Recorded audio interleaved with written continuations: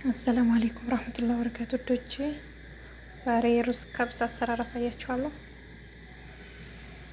ሽንኩርት አቅርቤያለሁ፣ ቲማቲም፣ ግርፋ፣ ሎሚ፣ ቁርንፉድ፣ ሌዘር፣ ባህራት፣ ሳልሳ፣ ጨው፣ ዶሮዬን አጥቤ አስቀምጫለሁ እና ትንሽ ዘይት አድርጌ ድስቴን አግያለሁ።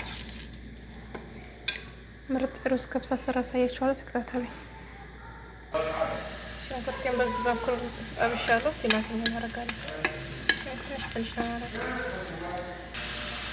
ቲማቲሜን እና ሽንኩርቴን በዚህ መልኩ አውላልቻለሁ። ሳልሳ ነው የማደርገው።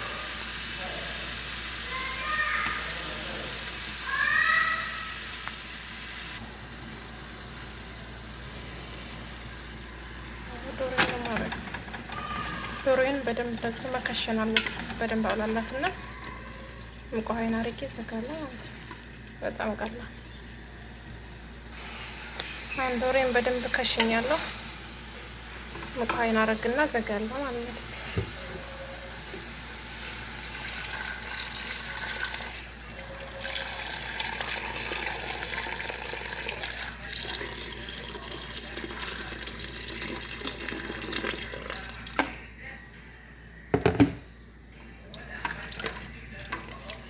ዶሮችን ከ15 ደቂቃ በኋላ አውጥቼ ዶሮዬን ሩዝ ጨምራለሁ ማለት ነው።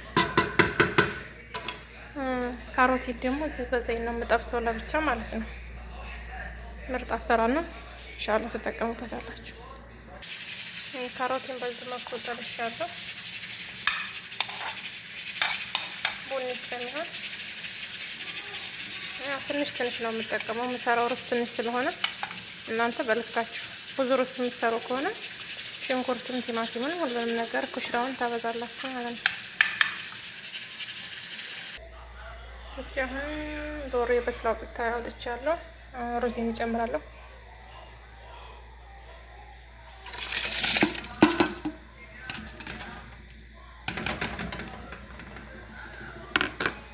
ከዛ ዶሮዬን ይሄን እንቀባለሁ ማለት ነው።